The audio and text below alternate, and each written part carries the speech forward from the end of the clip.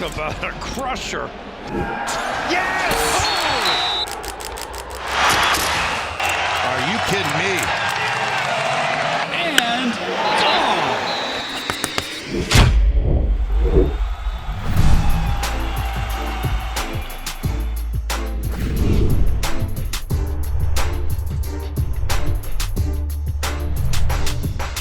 Welcome back to the Schoolyard Sports podcast. On this podcast land, Frank, we're in episode 79. So we're 79 episodes, so then I got action-packed episode planned for you. NBA conference finals are set. We got Warriors, Mavericks, Heat, Celtics starting today. It's going to be an amazing series, everybody. It's going to be amazing to see who makes the NBA finals. MLB's rolling right now. So much more. Stay tuned for this action-packed episode number 79. Let's hop into it.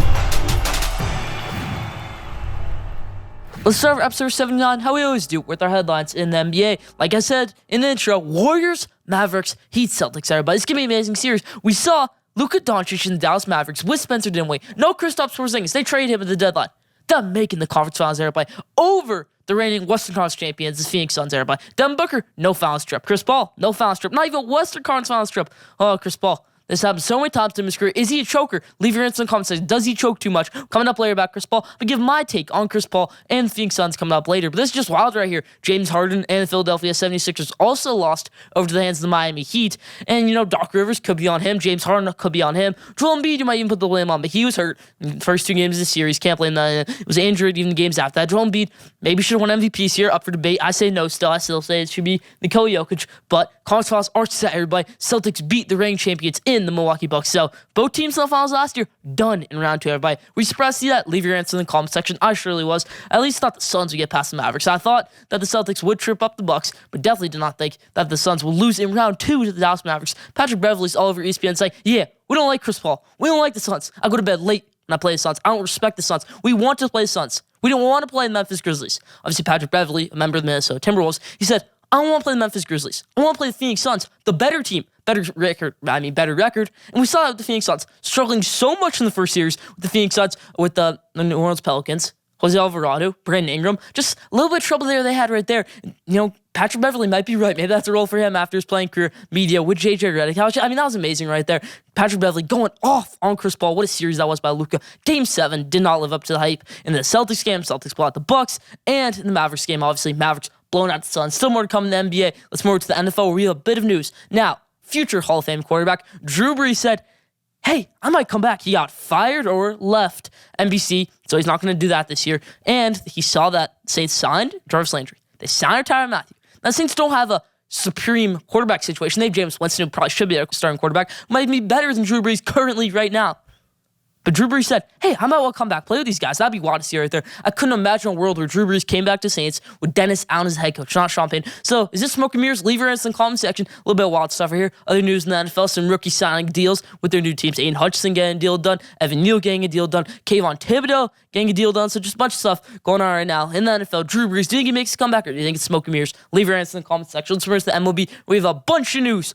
New York Mets ace Jacob deGrom, who hasn't played one game this season, his MRI came back and again, shows extensive healing, so much healing come back. And Jacob deGrom shooting for maybe a June, July return, All-Star break. Who would that be amazing right there? What do you think about that, Mets fans? What do you think about that, MLB fans? The best pitcher in baseball is going to come back this season. No debate about it. Leave your answer in the comment section. Bryce Harper, everybody, tore his UCL, where if you're a pitcher, that sets you out 2 years ago. I have Tommy John. But if you're Bryce Harper, no, you win player of the week. Yeah, that's why I'm with Bryce Harper right there. Tore his UCL, can't field for, it's 3 months. He's going to play DH. But Bryce Harper, wow, he went off. He's going off right now. One player of the week. And this is what the DH does. If he was in the NL last year, he's going to have to be out for 3 months because he can't field. But now, with the designated hitter, it's awesome to see right here. Bryce Harper, not on the IL. Bryce Harper winning player of the week. Great series against the Dodgers. Great series against the Mets. Just crazy stuff right here with Bryce Harper as a torn UCL, and he's going off right now. What do you think of that? Do you think Bryce Harper deserves player of the week? Leave your answer in the comment section. Now, some history was made this weekend, everybody.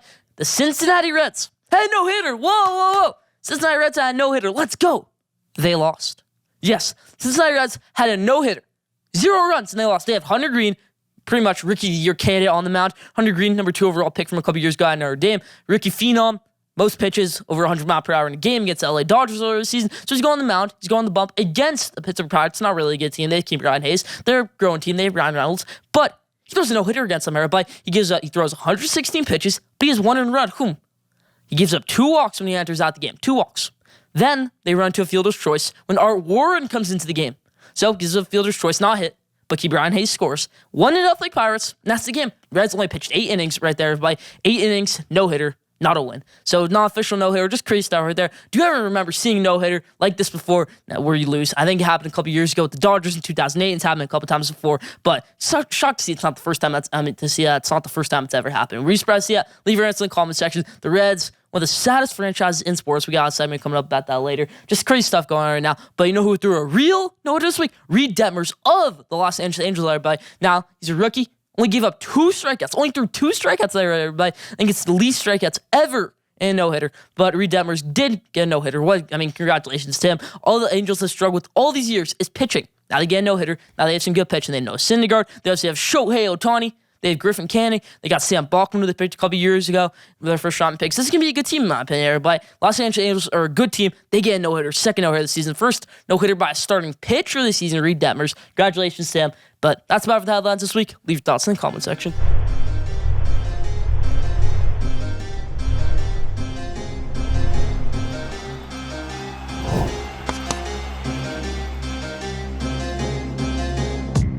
Now, my favorite of the week, everybody. Last week was my favorite take of the week where I talked about Jordan Addison. This week is just my favorite thing of the week. And this week, my favorite thing of the week was seeing Luka Doncic beat up on Devin Booker in the Phoenix Suns. That's going to be a rivalry for years to come, and it's going to be awesome to see, everybody.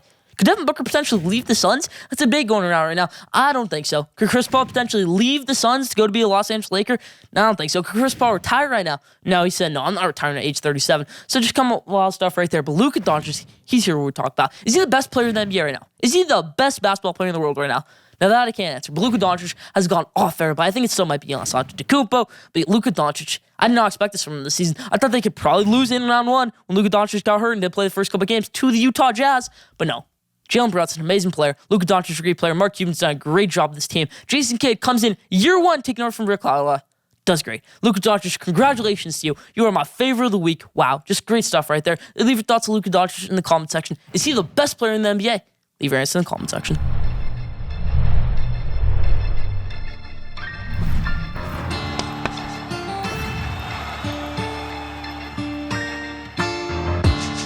Now we have 4 teams left in the NBA playoffs. Warriors, Mavericks, Heat, Celtics. And there's so many great players in those teams, so many superstars on those teams. So let's rank them. The top 5 players left in the NBA playoffs. Let's hop into it. Number 5, Jaylen Brown of the Boston Celtics, everybody. Say right here, Klay Thompson's not on this list. Tyler Hero's not on this list. Jalen Brunson's not on this list. But a bunch of other superstars are, everybody. I think Jaylen Brown gets that nod over Klay Thompson. Now you can say whatever you want. Game 6 Klay, Game 6 Klay. I don't care. Jaylen Brown right now is a better player than Klay Thompson. Number 5, Jaylen Brown. Number 4, Jimmy Butler. Wow, Jimmy Butler was amazing in that Sixers series. Jimmy Butler, year in, year out, is an amazing player. Jimmy Butler, 4th best player left in the NBA playoffs. Number 3, Jason Tatum, everybody. Jason Tatum's reaching to that top 5 player level in the NBA. You can put Giannis up there, obviously. You're going to put Luka up there. You're going to put Joel Embiid up there. You can even squeak LeBron, KD in there. But Jason Tatum needs to start getting that conversation, everybody. Jason Tatum's an amazing player. Jason Tatum's better than Devin Booker. I don't care what you say. Jason Tatum is a better player than Devin Booker. Now, I may have said in the past Devin Booker's better. But from what I've seen, Jason Tatum's a more clutch player. When he was in Kyrie's shadow the first couple years of his career, now he didn't do so great his second season. The NBA did pretty well his first season, but didn't do great second season. Now Jason Tatum is a perennial all-star, perennial superstar. Jason Tatum's an amazing player. 3rd best player left in the NBA playoffs, Jason Tatum. Number 2 is going to be Luka Doncic, or is it going to be Steph Curry? Now it's going to be Luka Doncic, everybody. Luka Doncic is not the playoff experience like Steph Curry. Steph Curry, 3 championships, 0 finals MVPs, but 3 championships, been to the finals 5 times in his career. Yeah, this is a no-brainer for me right here. Luka Doncic, still an amazing player. Number 2, I'm getting that nod over Jason Tatum. And Steph Curry, obviously number 1. Leave your thoughts in the comment section. Did I get this list right? If I didn't, leave your list in the comment section. That's my top 5.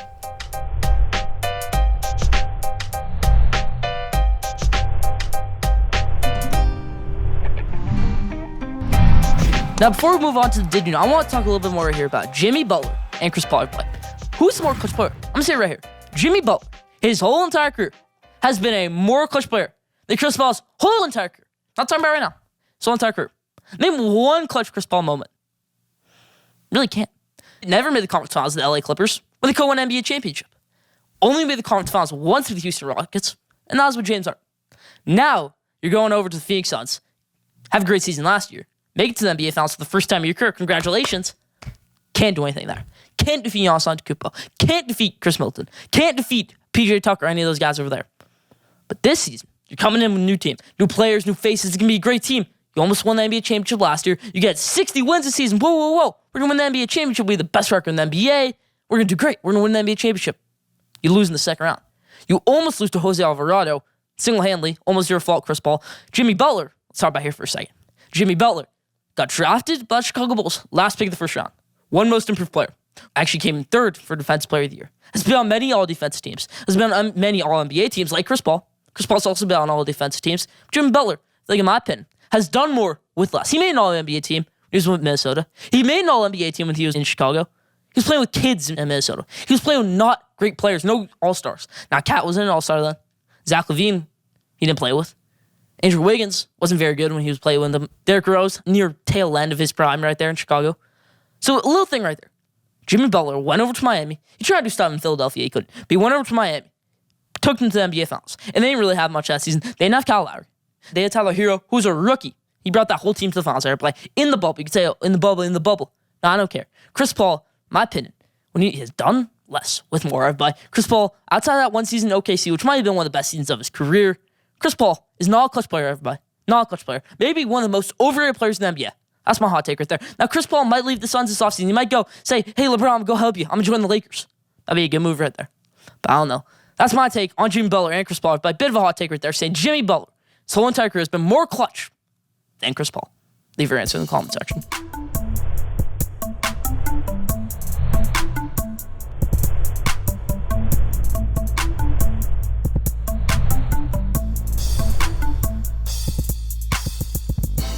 Now, didn't know everybody. This week's Didn't Know, it's a great one. Did you know Giannis Antetokounmpo, reigning NBA champion in the about the Celtics series, playing without Chris Middleton, playing with Drew Holiday, pretty much his only co-star right there, had 200 points, 100 rebounds, 50 assists. If you don't call this man the greatest player in the world right now, greatest basketball player in the NBA right now, what are you doing? Giannis Antetokounmpo is him. Giannis Antetokounmpo is definitely the best basketball player in the NBA right now. Giannis Antetokounmpo, 200 points, 100 rebounds, 50 assists. And he's a power forward airplay. 50 assists in a 7-game series. 200 points in a 7-game series. 100 rebounds in a 7-game series. That's averaging way over 10 rebounds a game. That's Giannis Antetokounmpo, everybody. Giannis Antetokounmpo, an amazing player. Leave your thoughts in the comment section. That's about what I didn't know this week.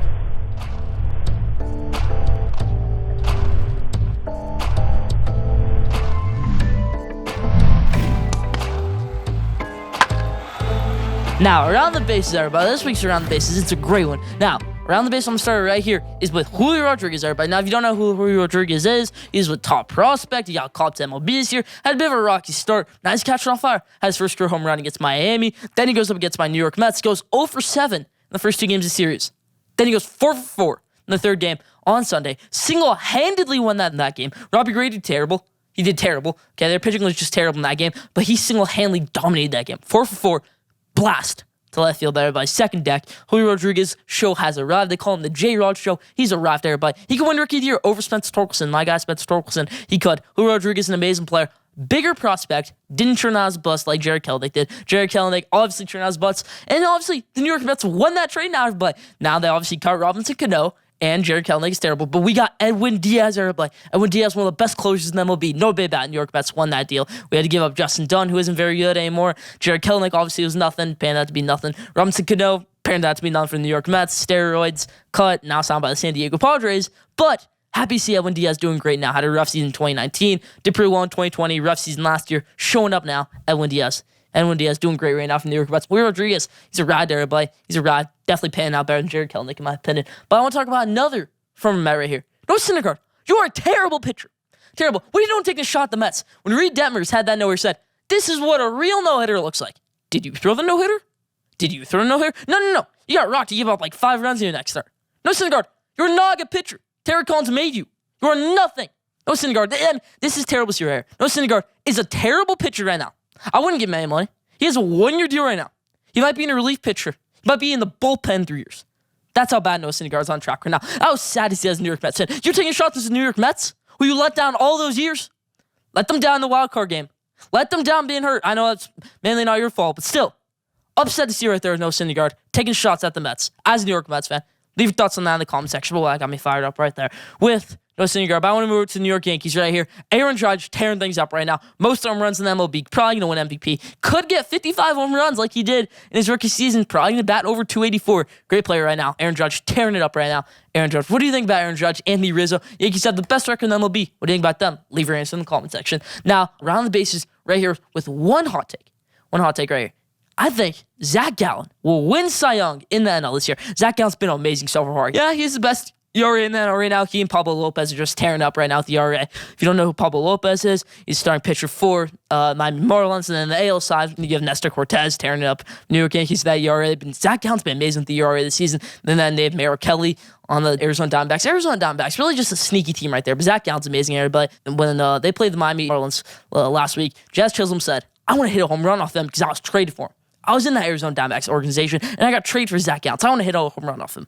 Zach Gallen struck him out 3 times. I think he broke 2 bats. So Zach Gallen's an amazing pitcher, everybody. Zach Gallen has that swag. He beat up New York Mets when we play him twice this season. So Zach Gallen, amazing pitcher in my opinion. Probably going to throw a no-hitter this season. There's no juice baseball. Dead ball era. You can say right now how we talked about last season. But Zach Gallen, amazing pitcher. Best pitcher this season in the NL is going to be Zach Gallen. I think he wins Cy Young. That's about it for Around the Bases this week. Leave your thoughts in the comment section.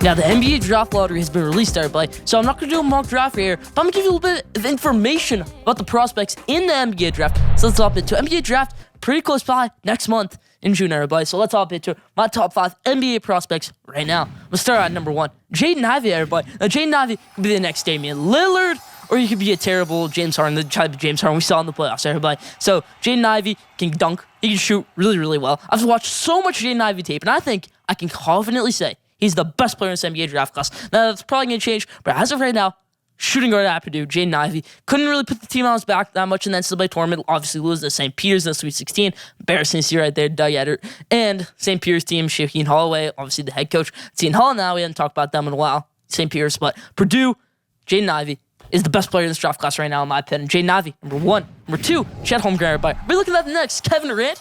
Or are we looking at the next Hasheem Thabeet, everybody? Do you know who Hasheem Thabeet is? You probably don't. Hasheem Thabeet was the number 2 pick, I think, the 2011 NBA draft. The Memphis Grizzlies at UConn. Guy did nothing in the NBA. Averaged like 1 point a game. Whenever the Thunder averaged like 0 points a game. So we look at the next Hasheem Thabeet, a guy who can barely put up any pounds. Chet Holmgren can barely put up any pounds. He's about 190 right now as a center. He's going to get dominated by Rudy Gobert his rookie season. He's going to have a terrible rookie season, Chet Holmgren, if he keeps up like this. But Chet Holmgren could turn into the next Kevin Durant. He's got all the handling skills. He's got the shooting skills. He's got the passing skills. Can he handle in the post, though? That's my question right there, Chet Holmgren. I think he can, just not his rookie season. So I'm putting Chet Holmgren at number 2 right now. Number 3, Paolo Banchero. By Paolo Banchero, just an amazing player at Duke. Some shaky times, not playing on the team is back. In the NCAA tournament, I gave up on his team some games, late in games. Paolo Banchero, the talent is there, but maybe the most talented player in this draft class, Paolo Banchero. Number 4, Jabari Smith Jr. But Jabari Smith Jr., big man, can shoot, can rebound, can dribble. He can do everything for you. He can dunk.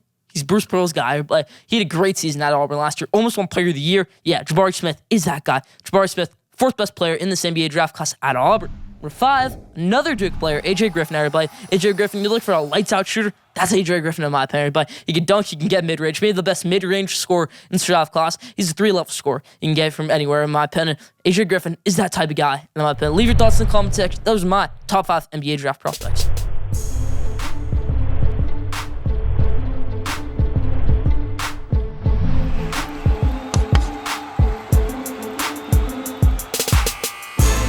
Now, at the buzzer, everybody. This week's at the buzzer. It's a great one. Who is the worst run team in sports, everybody? It could be the Pirates. It could be the Kings. It could be a terribly run NFL team like the Washington Commanders, everybody. I'm going to start in the NBA right here. We're going to say the Kings are the worst run team in the NBA. They passed up on Luka Doncic for who? For Marvin Bagley Jr., who's terrible in the NBA. Now, let's turn things around right now with the Detroit Pistons. But just to see Luka Doncic fall number 3, I'm going to take off topic right here for a second. To see Luka Doncic fall number 3 to the Dallas Mavericks. Igor Koskvarov was the head coach of the Suns at the time, and they didn't take it. He was his foreign coach. Now, Igor Koskarov's on the Mavericks bench, everybody. So I don't get that. That must have been a front office-driven decision. I mean, I don't think Igor Koskvarov would have passed on Luka Doncic in any world, but they did. They took DeAndre Ayton, and that was always the debate. Oh, well, it's fine. DeAndre Ayton's a good player. No, DeAndre Ayton's turned into a scrub now, but Monty Williams hates DeAndre Ayton. Every Suns fan seems to hate DeAndre Ayton after that Game 7, after that series. So, yeah, Kings, terribly run organization. Suns, obviously terrible decision not to pick Luka. That would been crazy right there. Luka Doncic with Devin Booker. Similar to the NFL right here for a second. Washington Commanders, just terribly run team. Allegations, terrible quarterbacks, terrible this, terrible that. Pirates, obviously, I mean, they haven't done anything throughout the years. Reds, same thing. Reds, just one of the poorest franchises in sports status here right there. But who's the worst run team in sports? This could be the New York Knicks if you want to say. Run by James Dolan, status here right there as a Knicks fan. Leave your answer in the comment section. Who's the worst run team in sports? Leave your answer down below.